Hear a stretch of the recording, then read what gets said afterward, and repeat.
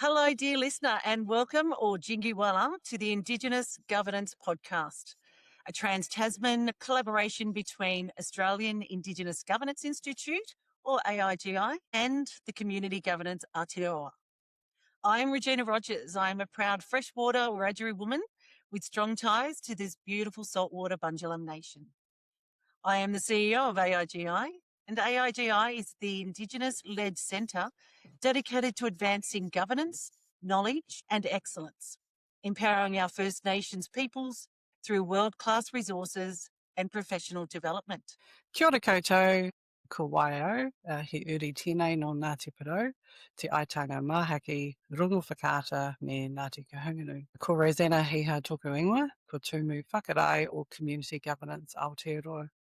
Community Governance Aotearoa supports and strengthens not-for-profit organisations across the community and voluntary sector. This includes iwi Māori entities and organisations. We lead kaupapa that supports great sector governance leadership in Aotearoa. So before we begin, we acknowledge the traditional custodians of all the lands we recorded these episodes from and pay our respects to our elders past and present across all the beautiful lands where our listeners are joining us from today. He puna mātauranga kia ora ai te tangata, a source of knowledge to enlighten and sustain our people. At Community Governance Aotearoa, we honour the wisdom of those who came before us, the lived knowledge of today, and our responsibility to those who follow. Tēnā te mihi nui.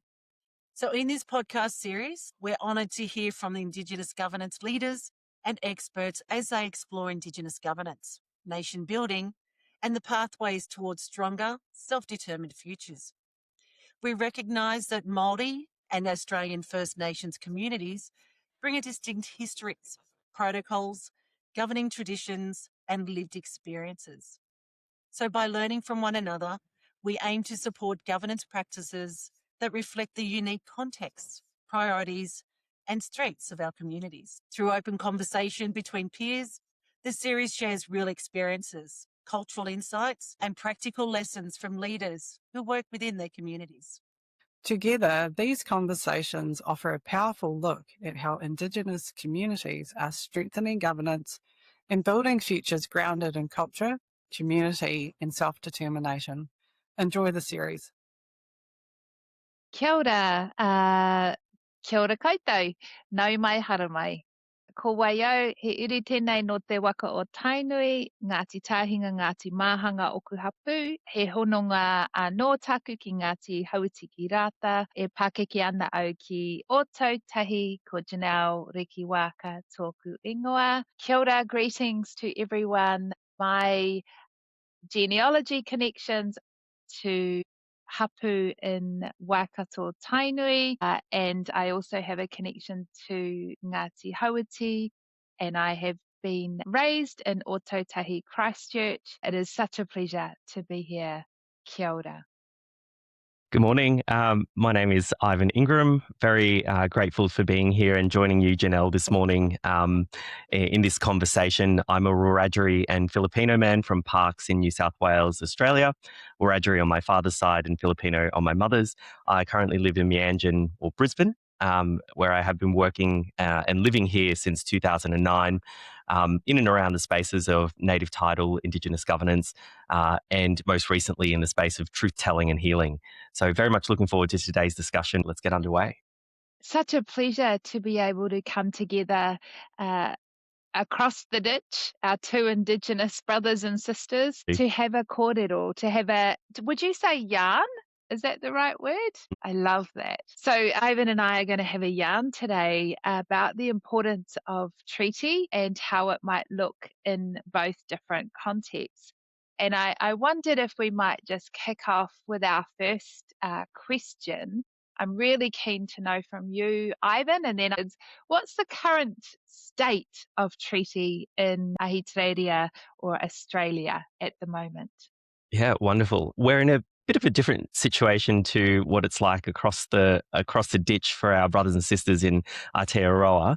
Australia currently doesn't have a national treaty framework with its Aboriginal and Torres Strait Islander peoples, unlike the other countries in sort of the common law history countries, so Canada, Australia, New Zealand, we're in a very different situation. In Australia, we've seen a lot of progress over time, but in recent times, I would say in the last couple of years, there's been a few setbacks on momentum towards what does treaty look like for our country and for our respective states and territories. There's been some good progress in some southern states. So in Victoria, namely, there was a process that began in 2016 where they were looking at what does treaty look like for the state of Victoria. An assembly was created in 2019, a treaty authority was established in 2022, and late last year, a major success has been reached by the state of Victoria with Gelling Wal, which translates to the tip of the spear in the language of the Gunai-Kurnai peoples, which established their treaty framework.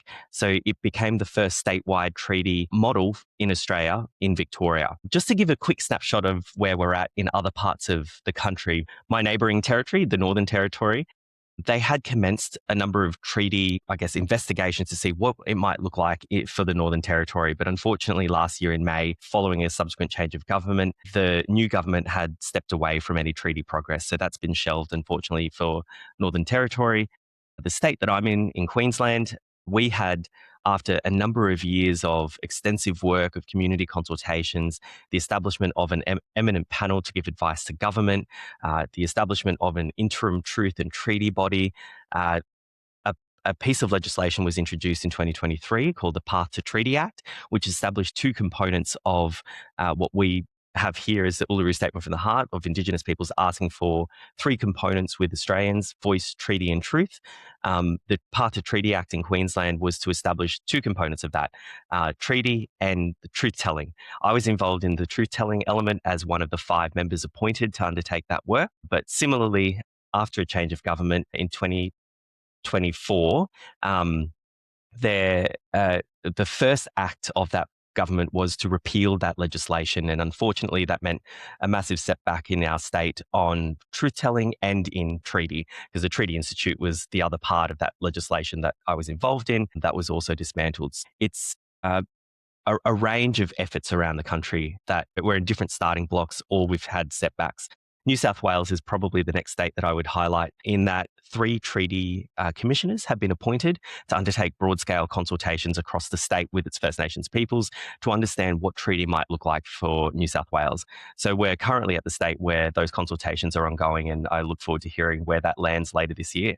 So that's a quick expose of the Australian state. So, some real positive wins down south, but we've got a bit of setbacks and a lot more work to do in other parts of the country. Interesting to hear the state of treaty and how it is different and taking different paths in the states of Australia. And probably the biggest contrast to here in Aotearoa New Zealand is that we have one, well, I was going to say we have one treaty, but that's controversial as well, because actually we have, so I'll talk about Te Tiriti or Waitangi. So Te Tiriti or Waitangi is the founding document of Aotearoa, and it was signed in 1840. So it is right back at the beginning, I guess, of the British Crown wishing to bring settlers to Aotearoa New Zealand to live.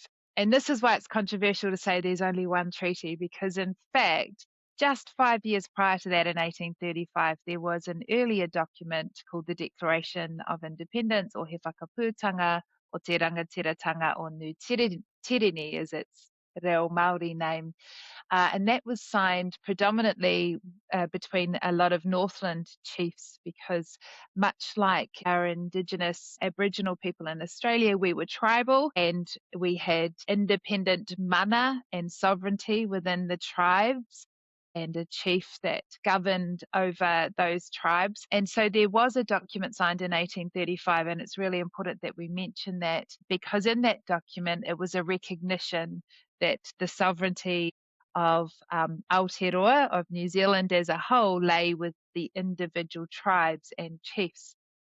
So that happened in 1835, still a very important document, particularly to our Northland tribes, and one that we should deeply recognise in legislation and law and everyday practice. And then in 1840, Te Tiriti o Waitangi, or the Treaty of Waitangi. And the reason, again, that it's a misuse of words when I say there's one treaty is also in recognition that there are versions at this time as well. So Te Tiriti or Waitangi is the treaty written in Te Reo Māori, so the language of the rangatira or the Māori chiefs at the time, and that has its own name, Te Tiriti o Waitangi, written in our language. The Treaty of Waitangi is the name of the English text, and that is pretty important to understand.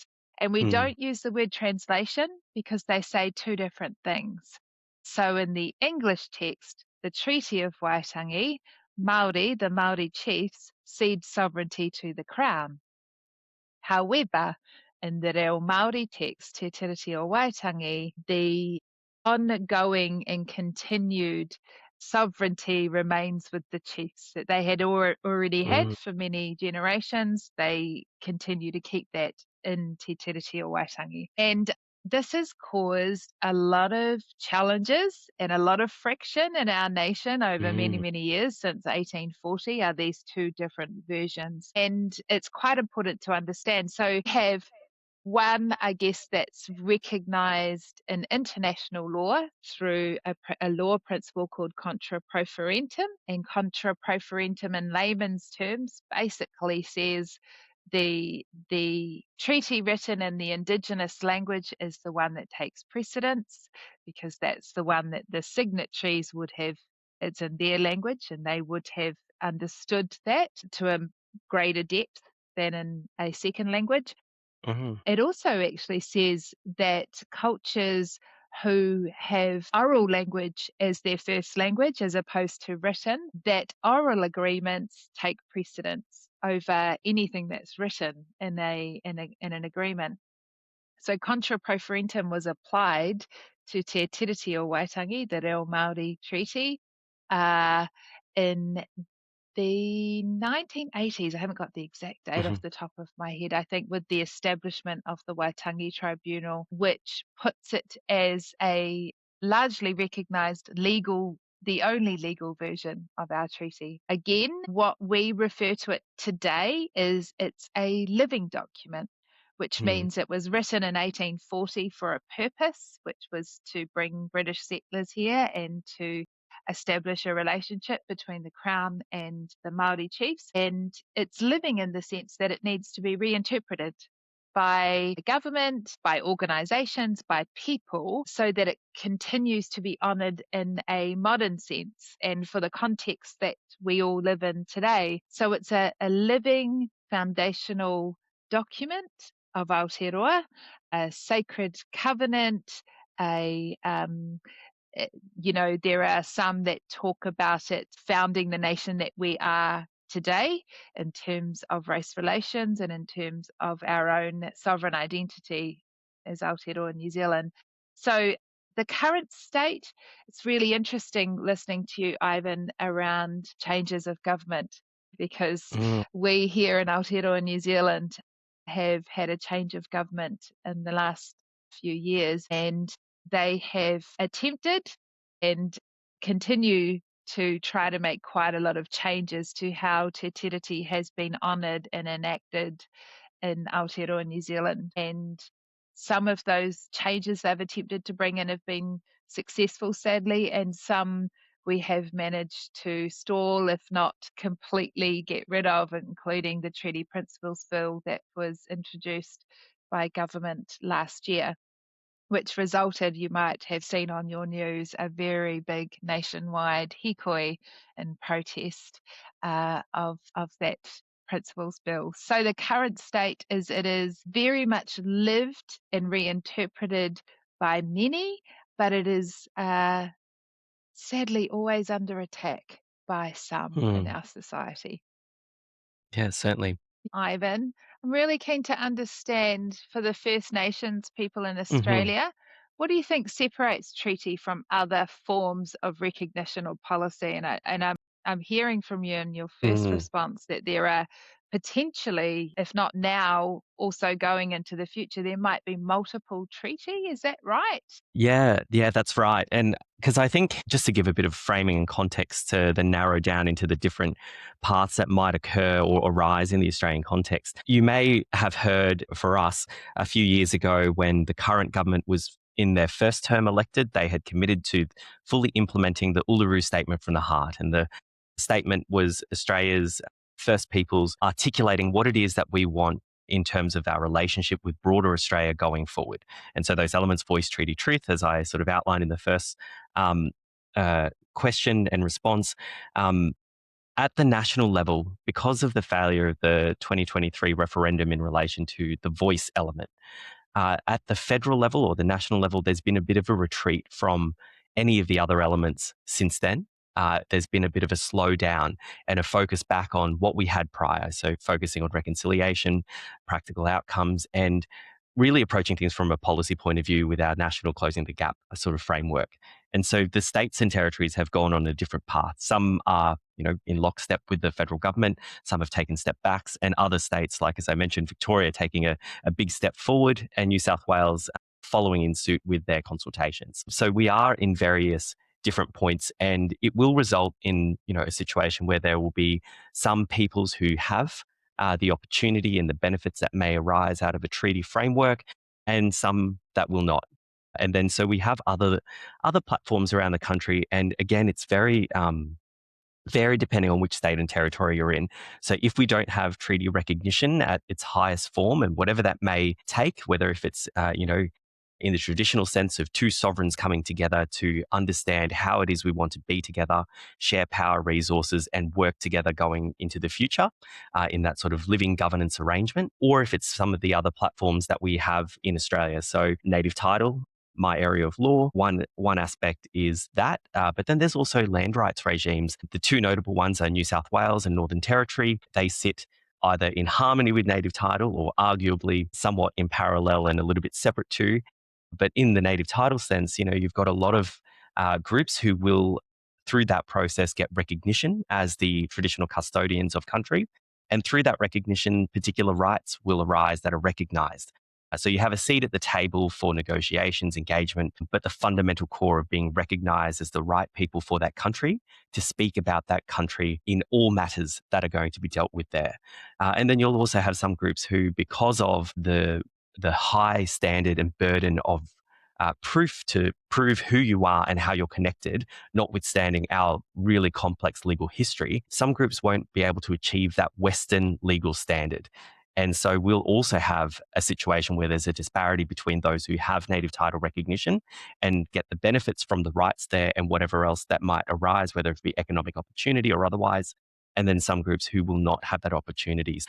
I can see us diverging into a state where we're creating another stratification of rights recognition and opportunity recognition because of the different regimes applied and resulting in different levels of, positive outcomes, negative outcomes. And in the space that I'm in native title, a negative determination really just recognizes the significant impact that colonization has had, but then we leave groups in that situation unless something else comes around to support and uplift. In the original intention of enacting the native title regime, there was supposed to be a third package as part of that, which is the social justice benefits to those groups who won't get recognition. There should have been an element of support, financially or otherwise, but we've yet to see any of that really materialize. Can I ask a question? I'm interested because I know the sheer size of states in Australia. I imagine it's problematic because there will be, I don't even want to hazard a guess, but I imagine there's multiple mobs within a state. So is Absolutely. there tension there in terms of trying to negotiate something for a whole state and represent the needs of all of the mobs within those states? Yeah, absolutely. And I think if you were to look at Victoria, so the way that they've approached their treaty negotiations, they started at state level first with representatives representing the various different groups. There's contention around is that the right configuration or otherwise, but I won't exercise a view on that. But that's the approach that's been taken in Victoria. They start at a statewide level to give a framework for then individual groups to then do their direct negotiations on matters that concern them. In other parts of the country, in Queensland, we were starting that journey of understanding what it meant for Queensland groups and Queensland mobs. Were we going in all in together on one statewide treaty? Does that come first? Does that come at the end? Or do we do individual ones based on language groups, regional groups?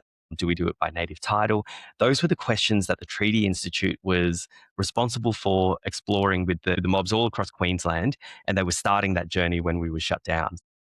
Truth telling would have been a foundation for that, to understand what is the impacts of colonisation from the remedial point of view of what treaty could look like. And at the statewide level, we could look at systemic reform, systemic change based on that evidence that was articulated. But then we would be able to drill down what are the individual needs of community. And that could be additional treaties or other types of agreements that fall under that regime.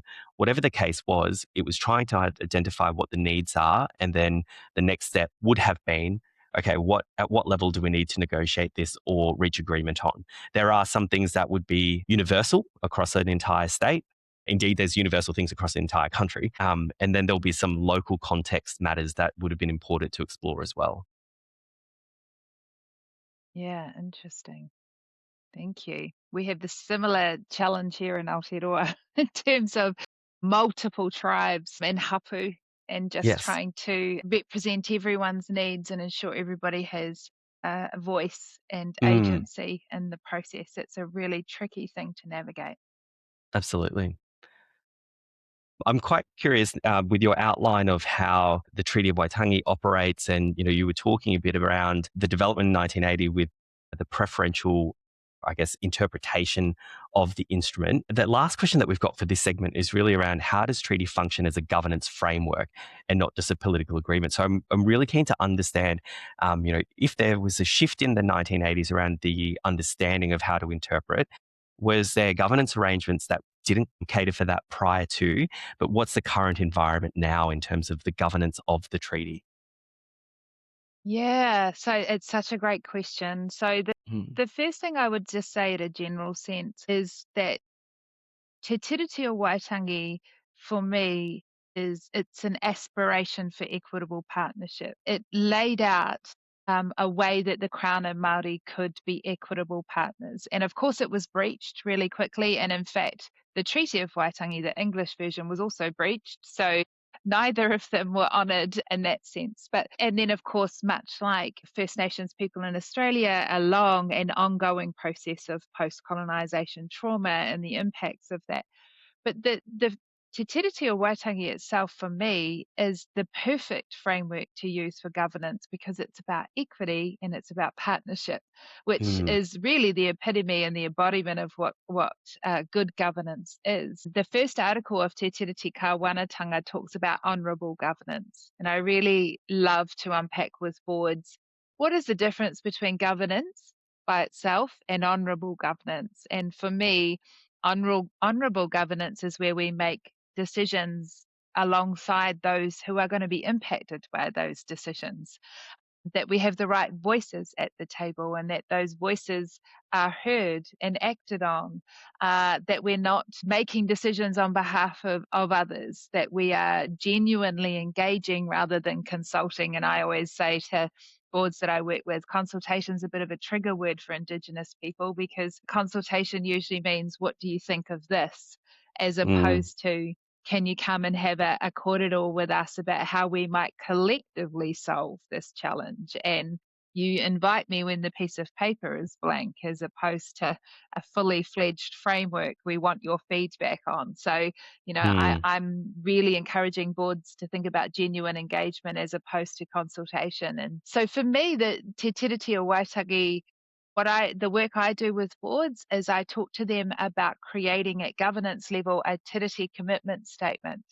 What is your organisation's or entity's commitment to this? And like an example might be, we, insert organisation name, are committed to upholding Te Tiriti o Waitangi and ensuring our practices are aligned and embody the equitable partnership that Te Tiriti o Waitangi promises us all, something like that. I'm making it up on the fly. But whatever your commitment statement is, one of your strategic goals and your strategy should be how we are going to journey towards being more Tiriti honouring. And then from your strategic goal, boards should be asking for data and reporting against that strategic goal. How well are we doing as an organisation? And that then, I guess, triggers an implementation plan at operations level. So for organisations to go, well, how are we going to deliver on this commitment statement? How are we going to gather data against this strategic goal? What does that actually look like? And then, of course, many will need to get support on that. So is it about language revitalisation? Is it about engagement with Indigenous people or iwi or Māori or mana whenua, which is the local sheltering tribes to wherever you are located? So it's the perfect document to feed into strategy. It is a foundational document of Aotearoa, and I believe it's the cornerstone, the manawa, the heart of governance strategy as well. Fantastic. I really like that. And I guess, what that's striking a chord with is, treaty without governance infrastructure, it's just a declaration of intent than something meaningful. And so the governance around that, the relationship that's built, the infrastructure that flows, and not just at that higher treaty level, but in every institution that flows thereafter. Because, the context that you were saying, it's the birth of, the current relationship and environment there in Aotearoa. The governance around that, the infrastructure that developed makes it that living relationship. I really like that. That's fantastic. Yes, we've had our treaty since 1840, so we've been engaging and relating to it for a long time. But in an ideal world, aspirationally, in organisations in a state where there has been an agreement and there is a treaty in place, what would you love for it to look like at governance level? I think really looking at what is the nature of the relationship between the particular group and with government, or whoever is representing the Crown in that instance. Whether there's that, as you touched on, is there genuine engagement in decision making as opposed to validating through a consultation process? Those key elements of power sharing, actual participation in the distribution of resources according to the priorities and needs of a group, I think is really important. So, those core elements of being together in a true partnership as opposed to we're just entering into agreement for service provision, or in that lower effect, more the sort of tokenistic type relationships. I think we've done that in service agreement, in regular contracts and engagement through either native title or other. We need to really step that up and get into a higher state of that real, genuine partnership and power sharing in its truest sense of governance of a group and peoples.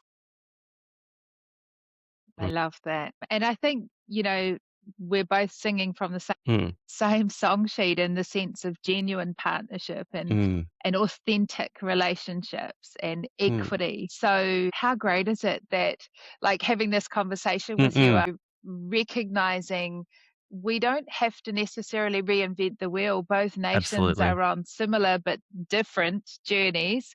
What can we learn from each other, and how can we work together so that we empower all Indigenous peoples globally?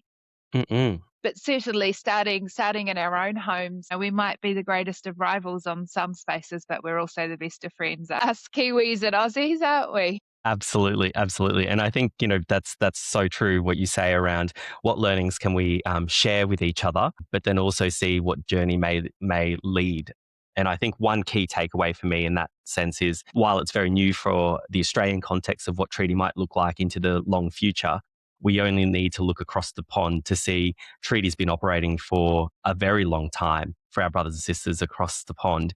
And it hasn't meant the world's end. There's a lot of work to do to maintain that relationship, to keep progress moving forward.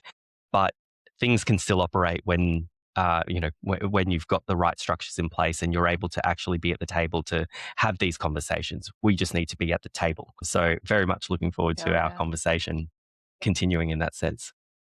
Absolutely. How important is governance when it comes to negotiating and implementing treaty? Now, I appreciate you've given us a bit of a historical snapshot of how you got to that, but I guess, is there any more insight you can give in that historical context, and then what, the ongoing negotiation of the relationship is in the implementation in the contemporary space? Yeah, I guess I would just add that where I have worked with organisations where there's real desire and passion and commitment and enthusiasm at an operational level, but it's not reflected at governance, Mm, their progress gets stalled. mm, Operationally they're trying to get some things off the ground, but they're sort of banging their head on a ceiling all the time mm, mm, because there isn't a real visible and tangible commitment at leadership or at governance level. And what that can result in is frustration of people who are like, we want to do this, but we haven't got the right resources, or there doesn't seem to be the right support networks wrapped around us, so they can feel a bit frustrated. So for me, genuine commitment to Te Tiriti or Waitangi, and even just at a more general sense, genuine commitment to equity for all needs to be reflected at a governance level in order for it to be truly successful. We need our leaders to be the role models of good change, of equitable partnerships. We need goals and strategy, because that then triggers boards to look for evidence, and there needs to be a reporting against it. So that's really important. So it doesn't become this aspiration that just sort of hangs in the wind with no formal mechanisms for checking on how we're doing. Having those goals reflected in strategy and in a commitment statement then triggers those that sit at governance level to check on how we're doing against that. Are we doing what we said we were going to do? Are we actually journeying towards our aspiration in this regard? In short, if the leaders aren't leading this, we are going to find progress can be really, really hard to achieve in a whole sense for whole organisational change. Absolutely. And I think if we were just to think about governance generally, similarly working in board context or even in an advisory context, there's a few boards that I've been asked to be involved in, or actually probably better put as I've been asked to be involved in particular advisory groups to advise a board on matters relating to First Nations strategy. And that's a really core element of my due diligence. I always ask, is the board genuinely supportive of this? Because as an advisor, you're one step removed from decision making and you're only providing input. If the board is supportive of and are championing the outcomes that will arise from an advisory group, I'm all in. But if it's just because they need it for compliance and there isn't a strong commitment, or it's a bit lukewarm, they're doing that because it's the expectation of industry, but not really the reality for them in their context, then I'm not prepared to take that step forward, because it's really hard pushing the rock up a hill kind of analogy. Yeah. But if there is that genuine commitment at that highest level, at the governance level where decisions are able to be made, then things are a lot easier. But that really takes quite a significant mindset shift, and moving people into that area is not particularly easy. It depends on a range of factors: their experience, their understanding, their knowledge of our histories, to be in a position where there's that empathy to be able to actually work with us and not for us or against us, or all of those components. So that really resonates well with me. Thank you. Can you share a little bit about Mm. governance arrangements of First Nations groups in Australia? Because Yeah, absolutely. how are they organising themselves as well? Mm. And I'd really love to hear some positive stories that you might be able to share around that as well. Yeah, great. Now, I will rely a little bit on my native title background, because that's the space that I'm in. But at the federal level, that is the regime that has been implemented at law to give that level of recognition. And it's intended to be a standardized practice across the country. But of course, each state and territory have their unique legal history with their First Nations peoples. And so that context is really important to understand where we're at in the contemporary space, and how native title recognition has either been fought heavily against or been worked with to be able to get to a state where there is a level of engagement at the table together. So there are some statistics that I might just throw out just to give a bit of a landscaping exercise of where native title is, and then I can give you just a few examples of where there are really great pockets of success. I've just had the benefit of looking at the most recent stats for a publication. In January 2026, there are 282 native title corporations that hold native title rights and interests. And that arises from some 695 determinations of native title. Some of those are negative determinations, the bulk of which are positive determinations. And so those positive determinations, there's more than there are native title corporations, because a corporation may hold multiple positive outcomes for their group. So sequentially, some groups might choose to say, let's claim core country, establish that foothold, get that over the line, and then go for the areas that might have, for a variety of reasons, strategically have been left for later applications for recognition. So, one group might have multiple. I've worked with a group who are up to their 5th claim for recognition, and they're going sort of island by island or region by region so that they can collectively and strategically, lock in different parts of country because of the variety of contexts, different local governments, different interests, all of those things. So across the country, we've got quite a significant body of native title corporations for the positive determined groups that hold the native title rights and interests that, that govern country, enjoy their rights, and are able to innovate their governance. So I would say the vast majority would be struggling in the economic outcomes, because while the recognition of rights is one thing, it doesn't necessarily equate to a positive injection of funds and resources in order to stand up the governance and effectively operate as a nation. The groups that do have successful operations, they also have the other elements of success there, whether if it be, the intrinsic things of a group's ability to come together, the shared values, all of the things around cultural match and good governance within a group. It may be present. The others are their proximity to major centres, just naturally because of the economy that we've got, and proximity to resources, the relationships they've got with industry on country, providing an economic opportunity, exchange of accessing country to do a variety of things, whether it be all the way from extractive industry to very positive joint ventures and economic opportunities of the mobilization of traditional resources. You have all things in between. And so the groups that I've worked with in the governance space that experience that success have been able to use their native title rights and interests as levers to be able to get a seat at the table, buy in or be part of or buy out operations that are on their country. One group that I work with on the East Coast in Southeast Queensland, they initially went into a relationship with Indigenous Business Australia to co-purchase all the campgrounds of their country. It used to be managed by the local government.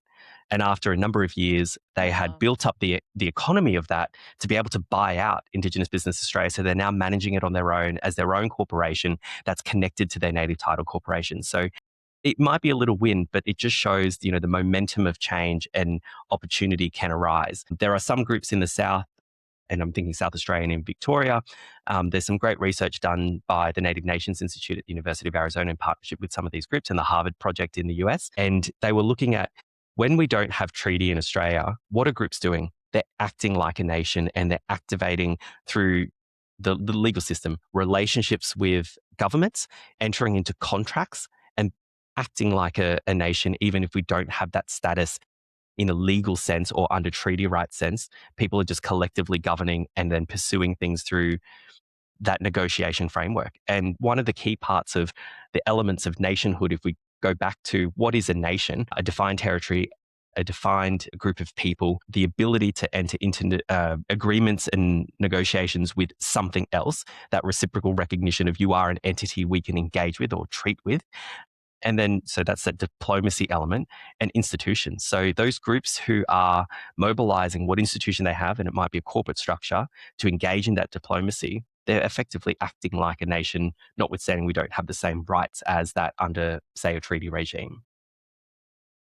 It's so interesting.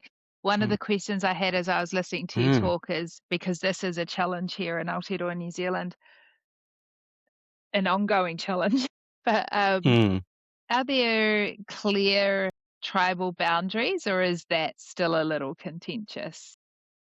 That's a really good question, and it always comes up in some of my native title work, because without unpacking too much of the complexities around how do you get to a particular boundary. So I would say, for some geographic areas, it can be really clear.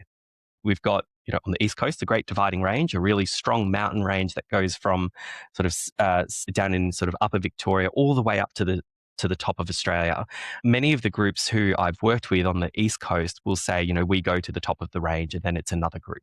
So you've got natural boundaries If you've got a very large river system, some groups will tell me that they've got a clear boundary there. We're up to this river and then it's someone else. Where we have some contention is, and this is where Western tenure systems really struggle to understand, shared country or transitional country. There might be two groups on a plateau on either side, and you've got a space in between that is, prime hunting grounds. And I've worked with some Central Queensland groups that talk about that is, a space where we all come together because it's fertile hunting grounds. And in different times of the year, a group will have shared responsibilities over that area. So that idea of multiple groups holding traditional rights in different areas and sharing a particular area depending on seasons or migrations or, whatever the case may be, Western legal systems really struggle to understand that. So native title requires a defined boundary, areas of concession, and a clear delineation of my country stops here, then it's your country. But in reality, that's not necessarily the case. So, yes, there is a boundary, but it's a boundary that's articulated in a Western sense. But there is also a boundary that's understood in a traditional sense, but it doesn't translate well. That is so interesting. I love this transitional shared spaces.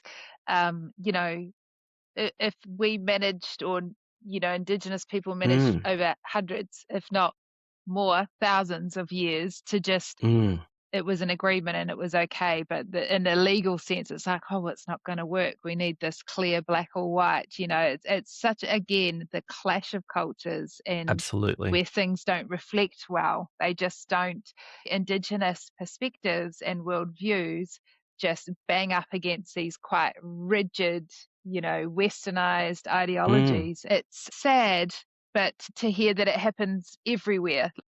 It's easy to get insular with your own challenges as Indigenous people and forget, like, people all around the world are fighting the same fights, the same kinds of frustrations. Yeah. Yeah. And one thing I often say when I deliver sort of governance training or, talk about what is Indigenous governance, I often say, we've been acknowledged as the longest continuing culture in the world of occupation of mainland Australia for 65,000 plus years, according to science, or since time immemorial, according to our dreaming stories. We would have to know a thing or two about diplomacy and governance in order to still be here. Survival is one thing, but effective relationship management between all the variety of groups across the country, trade, negotiation, all of those elements have to be present in order to still be here. So taking it from a strengths point of view, we've been doing this a lot longer than Western governance systems. Yeah. Which is what politics is, right? So in a sense, it's the politics of relationships, and Indigenous people have been doing that a long time. Yeah. Absolutely. But what do you think are the key features that make a treaty effective from a governance perspective? You've touched on this, and I could not agree more. Genuine buy-in. It's the very first thing that you need to establish. I have personally found that mandate is never enough on its own. That you have to compel the heart. And you used a word before, knowing stories can evoke empathy and an understanding. And I could not agree more with that. Like, I think that the history of our Indigenous peoples and how nations were founded and their experiences that they've had over generations are vital for anyone to just know. I think we need to know the stories of our homes. And I always use the analogy, or the saying, you should start where your feet stand. Wherever you live, know that place. Just start there, because I get that it can seem overwhelming, but just start where you are right now. Learn about the people whose home you have called home, and then expand and go further to, well, I was born over there and I come from here, and learn about those places and learn about those people. So when you compel the heart, the why emerges in of itself. And honestly, I just kind of wish everybody's why was because it's the right thing to do. I just wish that was the short, hard, fast answer for everybody, because it's the right thing to do. And if I can support people to establish their why, whether that's personally, professionally, at a governance level, at a leadership level, at any level, if I can support people to establish their why, and it's not mandate number one, mandate might be part of it, but that's number 4 or number 5 reason. But if we can establish our why, then everything else just falls into place. Because once you understand why it's important to do, then the how is almost easier. So buy-in for me is the be-all and end-all. And then, of course, like I said earlier, having it reflected at strategic level, at governance level, at leadership level, and at operations level, then it's a whole organizational journey. You might know we call them waka, our canoes that our Māori people journeyed to Aotearoa in our big double-hulled canoes. Once you decide where you want to go in your waka, the people will either get in or out. But don't deviate. We're going here. And if this is for you, jump in. And if you're going to be in the waka, then you need to have a paddle at hand. We don't want you sitting down the back drilling a hole in the back of our waka where we're all paddling flat out to get to our destination. And if you're not paddling, then you're going to make everybody else's jobs harder. So if it's not for you, all good. Then you go find somewhere that you wish to be, but this is where we're heading. And so getting a shared commitment is really, really important once you've got that why. Yeah, that's fantastic. And I think that really resonates with some of my experience as well. I often find, if I'm in a governance context, whether on a board, advisory group, or helping organizations in their governance when I'm facilitating, I often ask, how did you get to where we are now? And if people can take me on the reverse journey of how they got there, why did you start this journey? Sometimes that's usually where I get the blank. People are doing the doing, but not really understanding the foundation of why it is that we're now in this particular space. Or there's, just a very light touch of understanding why. There's an element of this is the right thing to do, but not understanding why it's right. And I find a lot of my recent work has been unpacking, and this has really stemmed from the truth telling and having the benefit of taking individual stories through native title recognition. I get the lived experience and the history of someone at such an intimate level to really understand why we're in the situation we're in, but it was in a confined space. So a lot of my work has been trying to bring that education across as many people as possible in sort of the contemporary space. I work with a lot of government departments and private sector of really unpacking, and I call it our legal history. So it takes a bit of the sting out of people because we interject the people story in amongst it.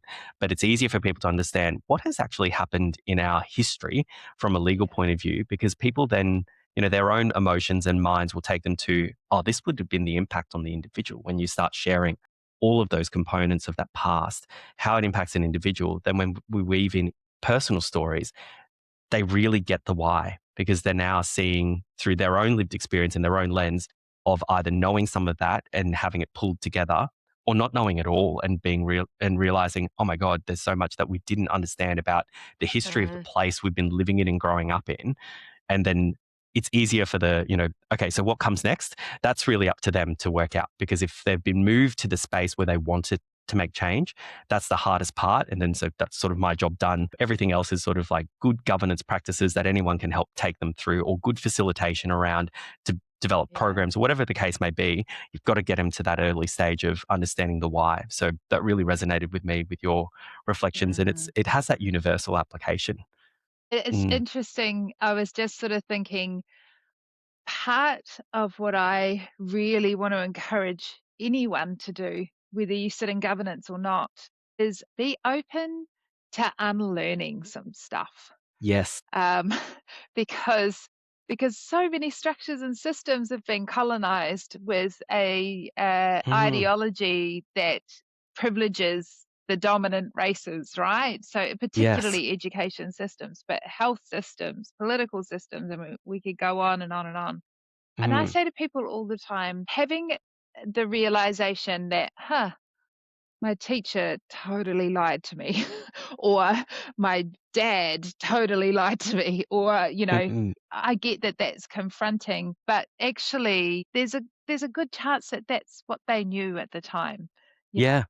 And And it's really easy to sit here and go, how could they have taught us that? Or how could they have Mm-mm. told us that? Or how come they believed that? It's from the benefit of where we sit now, it's easy to be judgmental of that. But actually, that's what people knew at the time. It was common narrative and nobody was questioning it. So, that's what they taught us in schools, and that's what we talked about around the dinner table and all of those kinds of things. So Mm-hmm. I always say to people that reflecting and knowing and understanding the stories of place is not about anyone having to feel fault, Mm-hmm. and it's not about blame. It's because we weren't there. None of Mm-mm. us did this. And I always say, I'm sure you've got your own regrets in life. I don't think you need to pick up anybody else's.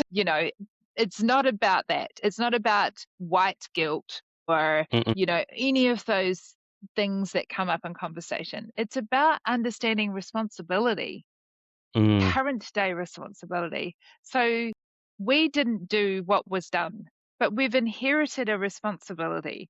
And the responsibility, in a simpler sense, is just know better, do better. Yes. That's at its simplest sense what it's about. It comes with a whole bunch of other stuff, but if we can know more than those that came before us, and if we can do better than those that came before us, and if every generation commits to just knowing more and doing better, then we're Mm-hmm. going to be okay, because it's a marathon. It's not a 100-meter sprint. We're not going to solve this overnight and have everyone be better, but just commit to unlearning so that we can relearn and we can do better. I think Absolutely. that's how we should talk at a governance table. Yes, yes. And that was really the mantra that we had at the Truth Telling Inquiry. We're not here to necessarily name, blame, and shame any individual that's living to be the architects of that history. But we now have that responsibility when we know all of this stuff. What do we do to go forward? And it's that doing better than what we've inherited. So no, that's fantastic. I always use the analogy. It's like parenting. Everybody will say, "Oh, I want to do better than, I want to be able to provide more than my whānau was able to." Good. Let's do that. Let's all just keep challenging each other to know and do better, and we will get there. Mm. I don't know about you, though, Ivan. Here in Aotearoa New Zealand, we have these glimpses of a new generation that I truly believe will change the world. And I hope that you are seeing glimpses of that in Absolutely. Australia as well. No, definitely. Youth leadership, the next generation to inherit what we're doing is definitely something that I'm particularly concerned and interested about. In my own governance journey, I really have worked at elevating the voices of young people to learn how to operate in this space so that when, the baton gets passed on, then, we've got a good generation coming through that don't inherit the hardships that we've went through or some of the challenges, some of the things that just exist, the difficult interpersonal relationships, the lateral violence that occurs because of the history that's happened to our peoples. That should stop here, and then we should make sure that the next generation's equipped to keep running forward. I'm really keen to ask you, Ivan, from your perspective, how does treaty create opportunities for Aboriginal mobs, Indigenous nations to exercise greater control over their future? Like, what is the benefit of it in terms of tribes and how that's going to change their future? That's a great question, and definitely one that's on the front of mind for many mobs around the country, particularly as we enter this space of what does treaty look like. It's a really great one because I guess it acknowledges some of the tensions that also exists in the existing regimes that we have. So in New South Wales, we have a land rights regime. In Northern Territory, we have a land rights regime, arguably the strongest one in terms of the national context. We have native title that overlays on that. I'll just draw a distinction in case of our listeners that know the differences between the two. So a land rights regime is a state or territory-based legislative regime that grants rights in a tenure sense. So, as one ordinarily understands, they might sit on freehold or fee simple, or they have a lease, etc. Land rights grants that type of tenure security, so real property foothold in that sense. And there's a governance regime all around that. Native title doesn't confer the same tenure security. It provides a recognition of rights that have existed since the acquisition of sovereignty by the Crown. So it recognises your traditional rights and interests in country, but it is confined in terms of what is equivalent in some sense to proprietary rights. So the right to fish, hunt, gather, to be present on, those kinds of elements that don't really transition across to tenure security where you've got a title deed. It's a bit different in nature. So from that context, you can see we have a patchwork of things that are a lot less than shared power and responsibility and governance over land in the truest sense that you would have if you were to come together in a treaty context, in the, what we would understand in Aotearoa and Turtle Island over in with our Canada and US brothers and sisters. It's a very different regime of relationship. So from there, I think I would say the baseline, what we've got in some states and territories with complementary land rights regimes or other tenure regimes that provide that security for groups in terms of territorial ownership, that's still in its infancy. Ownership of institutions, we're confined to particular types of structures, land councils, corporations, but it's not a regular corporations law entity. It's a special type of entity made for Aboriginal and Torres Strait Islander corporations.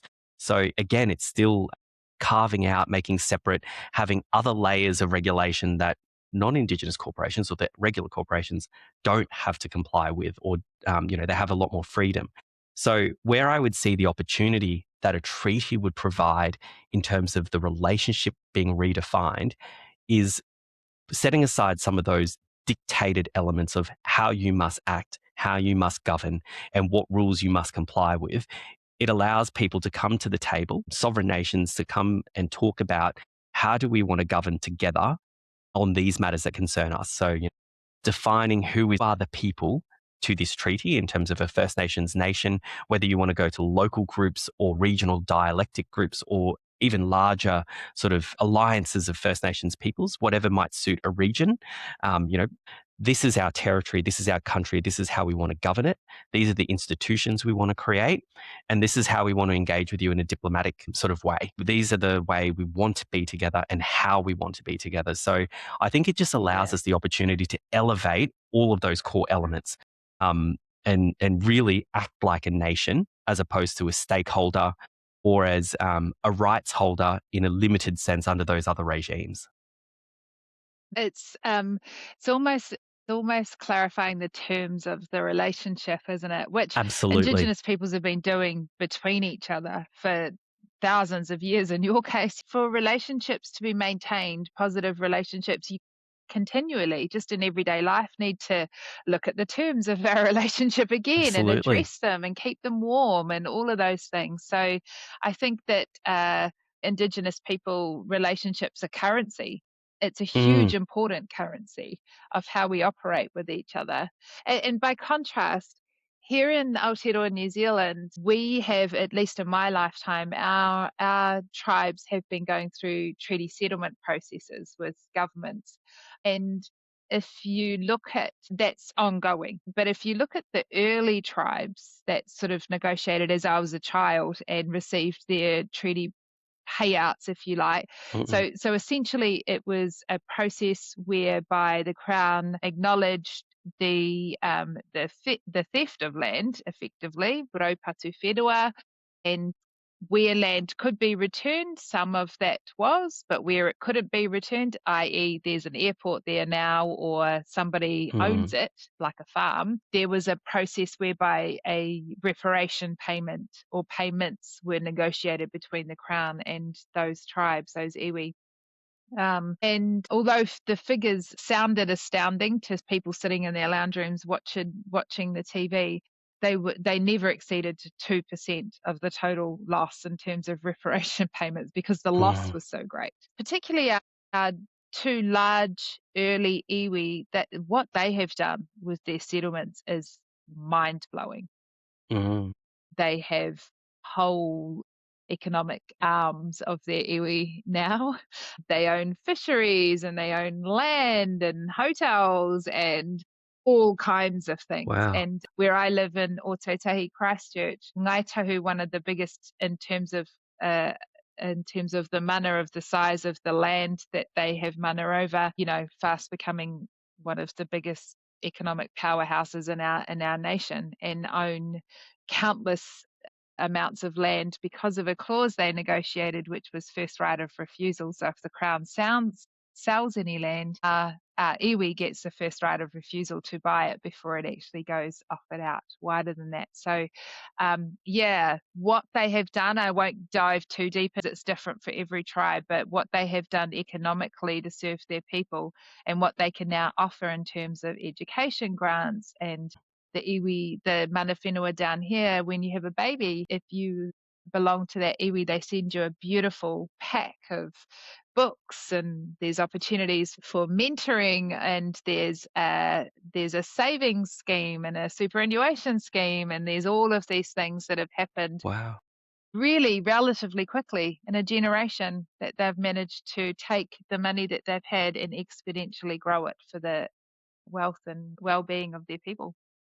That's fantastic. And a great success story is showing how, Indigenous ways of knowing, being, and doing in terms of the communal approach of supporting all of the people of a nation and uplifting them is just a great reflection on the values that Indigenous peoples hold. Because, we're at the behest of the dominant society, which doesn't necessarily have that at front of mind. I think that, again, I'm reminded we don't need to go alone. We've got friends. No. We can sit down and learn from each other in this space. And I think that we should. So I was thinking about, how Indigenous nations can strengthen governance structures and processes to support the ongoing treaty implementation. So were we to get a seat at the table as an Indigenous representative, what then is the job for us to do? How do we actually practically support those boards in the next steps? Yeah, that's a really great question. And the great work that AIGI does in uplifting community governance, Indigenous corporation governance, all of those elements are necessary ingredients for the whole of a nation's health in their governance context. One of the things that I've observed through my work, either in governance or in native title, is the diaspora of the population that we're governing. In the contemporary space, people are living off country. They're in either urban centres or abroad. So we don't have that same nation anchoring of people in place. So we have a different dimension in sort of the modern context of the people we're governing. Our citizenship is not in the one location. So we've got people on country, we've got people off country. So that dimension adds a difficulty that we wouldn't have faced even a few decades ago in terms of where people are situated and, what compels people to move off country for opportunity or otherwise. So we've got that really interesting dynamic, but with modern technology and the ability to connect in the same way that we are across the pond from each other online, it relieves some of those pressures. So adopting some of the infrastructure to ease our governing burden to do business how we've always done. I know this isn't face-to-face in a yarning circle around a fire talking about business, but this allows us to still continue that dialogue in a slightly different context. So we're able to still do things without those necessary pressures. They're all still important. And, there are times where we must come together and do those things, but we've just got to accept the reality that we're in to a degree. From there, I think the elements of good governance, effective governance, and what it means to a community don't change. Transparency, accountability, responsibility, remembering who you are and what you must be doing for your community, your group, where you are situated in that, all of those things are fundamental. And I don't think they change. The method of going around that are the things that we've got to adapt to be able to position ourselves well in this contemporary space. I don't necessarily like to use the post-colonial context, but that's part of our reality. We are working with other interests in our country. We are working with other government structures at all levels. So we've got local government, state government, federal government. We've got all of those different layers of relationships we need to manage and develop. Fundamental is really how we as a community or we as a nation want to work together and how that relationship translates to working with others. So really coming back to those core principles, because of our history where people were removed off country, we've lost a lot of people over time. We've had, the intermingling of cultures, which is, only enriching our society. Those elements really just complicate things a bit, but it doesn't really detract from those core principles of defining how we want to be together and how we want to engage with others. So I think coming back to basics is one thing that many groups are doing through native title. The challenges of that is re-establishing identity, re-establishing communication and how we want to govern, and then from there continuing to build those systems and structures and coming into modern spaces are a necessary component of the contemporary environment we're in. But so the same can be said about carrying those values all the way through. Something that was occurring to me as I was listening to you speak is the role of someone who is Indigenous when we sit in a boardroom as well. So there's a couple of things in that. Yes. The first is I'm really, really committed to talking with boards about their non-negotiable responsibility for the cultural safety of Indigenous peoples within their boardroom. Because it's one Fantastic. thing to invite someone in, but now you have to care for them, and you have to care for them in a way that they are not just allowed to be, they are empowered to be. So that's the first thing. And so I say to governance groups, you're not ready. If I get a sense you're not ready, I'm going to tell you you're not ready. If you bring someone in here now, you're going to cause them harm. So you need to kind of, before you put your house on the market, you might want to do the housework kind of thing. So before you invite that voice into the room, get your ducks in a row and make sure that you are culturally confident and competent to be able to support that person. The other part, the contrast part of that, is working with young Indigenous people, young or old, it doesn't matter, whoever it is that's going into spaces that are not Indigenous, is supporting them in their own protection of themselves and their cultural values, but also ensuring that they are safe within their own tribes. So I'm really mindful that when I'm sitting in that space, that I'm not saying all Maori people think this, or I'm speaking on behalf of the whole tribe of blah blah. No. We want to go in and say, there's key phrases you can learn. According to what I understand from the such and such people, this is something that they like people to know, so I'm really careful with my words. I am careful that I never represent myself as someone who can speak for all on this topic. Absolutely. And sometimes, you know what? I think it's okay to just say in a boardroom, just this. I can't articulate why, but this doesn't feel right. Like that is sometimes enough to just be that voice. This doesn't feel right. I need some time to think about it and to talk to some people, but it doesn't feel right.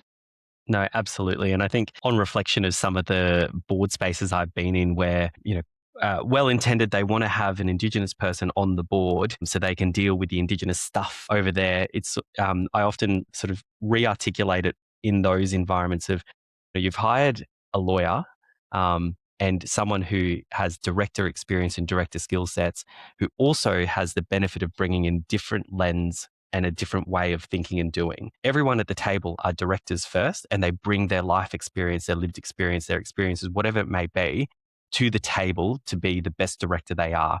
So sometimes re-articulating it in those spaces, not to diminish that they've got a person who brings the Indigenous experience, but to make sure that in their mindset, we're all equals here, but I just bring a different lens in the same way that someone else from any other background or experience brings their experience to the table. And in that sense, there's that equality of participation, a reframing of the mindset so that it's not just, Ivan won't talk to these things because he's an Indigenous person, so he'll only deal with those matters. It's like, no. I come with a variety of skill sets, but an important lens that I can put across everything. Yeah, I love that. And it's so important. Cultural integrity and cultural safety in the Absolutely. boardroom, I think, is paramount. So we've touched on this a little bit, but the future and what the future holds for governance, for Indigenous peoples in governance, and for the future of equitable partnerships at a governance level. What is exciting you at the moment, Ivan? What are you seeing in the immediate and potentially even the far off future in this space? Yeah, that's a really great question, and one that I've sort of been reflecting on since, the dismantling of the Truth-Telling Inquiry and the Treaty Institute in Queensland, and sort of having this philosophical discussion with myself, thinking, if this is the setback and where we're at, what does the future hold for us? Because understanding the legal history and the setbacks that have occurred decade after progress can get tiring and wearing out. And I appreciate I'm one of the younger people in this space, and I have many great leaders and people who've come before who've withstood so much more. So appreciating that there's been that journey, but on reflection of that and speaking with people around, okay, so this setback is major, but what can I take from this? That we're continually resilient and continuing to do good work, notwithstanding the change of government, the change of policies. We're still here and we're still putting up the fight. And if you look over the trajectory of the past, you can see that there's continual progress. So the glimmer of hope that I hold is that I can consistently and continually see progress, even though there are minor setbacks as we go along. So I think that's a really key takeaway and sort of a reflection of, while this might be a personal setback in my small journey here, there is consistent progress over the arc of history, and it leans towards what is right. So what I reconciled with, looking at population demographics for our country, between the ages of 50 and 75, the people who hold power in our country, who are the people who are the decision makers, the policy writers, our judiciary, all of those things, they represent 7.2 million of our population. But those who are under 50, where there is this progress in social attitudes, in leaning towards what is more my idea around focusing on human rights, strengths-based, empowering and equality, that's the vast majority of the population. So it's only another generation in terms of 25-year blocks.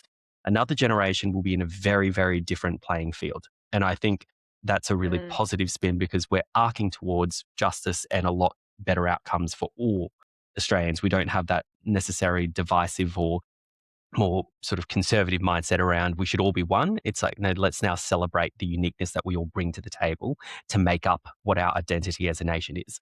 So in a global sense, I'm really excited about that. In the things that are before me right now, I'm really comforted by, even though at a government level and in a political level, Indigenous issues are often, the soccer ball that gets kicked around. Unfortunate, but it's just the reality that we face. There is a great shift in the private sector, in the small spaces where there is still continued progress, notwithstanding the politics of the day. So I love working with organizations that are saying, yeah, that might all be happening, but we want to have an identity as an entity that is not contributing to that negativity or that setback. We want to keep doing good. We want to aspire to do better, improve our relationships with First Nations Australians. And so the boards I choose to work with, the spaces I choose to engage with in terms of, the client relationship, are those that are wanting to do better in that area. So the immediate wins are great, because there's still a lot of good allies and a lot of intention in that area. But the long-term perspective, I think, is just a matter of time until we're in a very different space, and the challenges that the generation coming after me will be facing will be very different. So they're built on what we've been able to do in this time. Yeah, I love that. And like you, I'm so excited about this next generation, and I feel like the social justice bones in them are really strong, right? They're so much more aware and so much more knowledgeable about what's happening in the world. And I'm super excited. We've had the blessing of having what we call kura kaupapa Māori movement, so our immersion schools across the country now for a couple of generations that have given birth to, the beginnings of another round of first language speakers, which is phenomenal. And what those schools have done is they've in the very best way, they've really privileged those kids who have grown up in an Indigenous world, walking really confidently in an Indigenous world. And what I can see in them, and my daughter's one of them, is they are so discerning, and they're so used to having their language, culture, and identity welcome anywhere and everywhere that they go, that if they are to strike up against a place where it's not welcome, they are going to do something quite actively about that in a really big hurry. So this generation of tamariki are really going to change the world. And I want to say that I have noticed more than ever before, despite the current political climates in both of our countries, what that is has also the unintended, I think, on behalf of those governments, the unintended positive outcome of this is I think we've got more allies than we've ever had before, certainly in my lifetime. We've got a Absolutely. whole bunch of new to allyship people who have been discerning in what they've learned and what they've read and whose voices they've listened to and done some research and tried to understand it better and have been somewhat forced to make an opinion on something that maybe they weren't considering before now. So Mm, I welcome all of those new allies into the waka. And I am super excited about the fresh faces of our young people that are venturing into the workplace and into governance and boardrooms and leadership roles that have a strong sense of social justice and a deep mm. understanding of what equity can look like for all of us. It's going to be time for people like you and I to be able to tap out and know that the future is going to be in really, really good hands. Absolutely. The next conversation people will be listening to is Voices of the Next Generation. Do you have a piece of advice or a reflection that we can pass on to those that are to come after us? Yeah, that's such a great question. In part, I guess I want, no matter what age we are as Indigenous people, I want us to really deeply understand the legacy we inherited and also the one we're going to leave behind. I want our young people to know and understand that they're a link on a chain. So they're never going to be alone. There's always going to be Mm, people that have come before them and whose hard work and commitment and sacrifice and hurt and love have all contributed to the legacy that we're passing on to them. And I want our young people to know that in their time, to think about what they mm, want to pass down, to think about what they inherited and the sacrifice that it cost those that came before them, and to hold it with the mana that it deserves, and to think about the fact that they're going to pass it down. So what will you do? What will you do on your time, mm. um, to pass it on to the next group of people coming along? Fantastic. I think I'm not very dissimilar to what you've just said. And I think one of the personal things I often write about is being a good ancestor yourself. So, very Yeah. much in line with your understanding where we've got to and the chains of that link before us and how they'll contribute to continuing that on is very much the same concept that I often reflect on of what am I doing to be a good ancestor for the next generations and how I can stand on my feet saying, I've done my part to continue the journey towards progress and how I can help elevate the platform or take the further strides that the generation before me have taken us to so that the next generation has a further starting mark to go from. I really value the idea and it touches on what you've said earlier around knowing where you stand and knowing your place, knowing that history is really important, continuing that story, making sure that we remember what came before us and the hardships that we've had to face in this colonial context, and then continuing to build on. Because I think one of the great reflections I've been given from a great mentor of mine is with the next generation, walk with me, I'll show you, then walk with me, we'll do it together. And then it's time for you to walk on yourself. So I think that's a really Yeah. important aspect that people remember around how we want to be together and how we empower the next generation to take the good of what's happened, but remember some of the hardships and not inherit some of the bad practices that we may have developed over time, but just Mm. accepting that, that's the reality of people, the human condition, but we want to make sure that we empower the next generation to take those steps on their own when the time comes. Yeah, I totally agree with you. Some of that, while we're in the trenches right now, Mm, is taking some hits that they won't have to take and challenging and pushing those mm, boundaries. And I see that I'm getting into the next phase of my life where no doubt I will be a grandmother at some point in the next 10 or so years, I imagine. So I'm starting to think of that. It's like, okay, what do I need to disrupt now so that we're mm, clearing space for these young people? Because like you said, at some point our job will be to just get out of the way. And yes. I'm looking forward to it. It'll be timely. So it's been such a pleasure to have this corridor with you, Ivan. I Yes. hope we continue our relationship. I would love to stay in contact with you. And to all of you listening, I hope that you have gleaned something amazing from this kōrero, from this yarn, that you can store away for your journey forward. So I just want to thank you, Ivan, for your time and your beautiful words today. No, and likewise, Janelle, thank you so much for your time this morning. And I've really enjoyed this conversation, and I hope for those listening have enjoyed it as well and continue the great conversations in the spaces that they're involved in. So yes, absolutely looking forward to keeping our yarns going in whatever format it may be. And I look forward to seeing you here in Australia, and I'll be sure to look you up when I make it over the pond to say hello. Please, I would love that. Thank you so much. Ngā mihi, everyone listening. Lovely to have you with us. Yes, thank you all.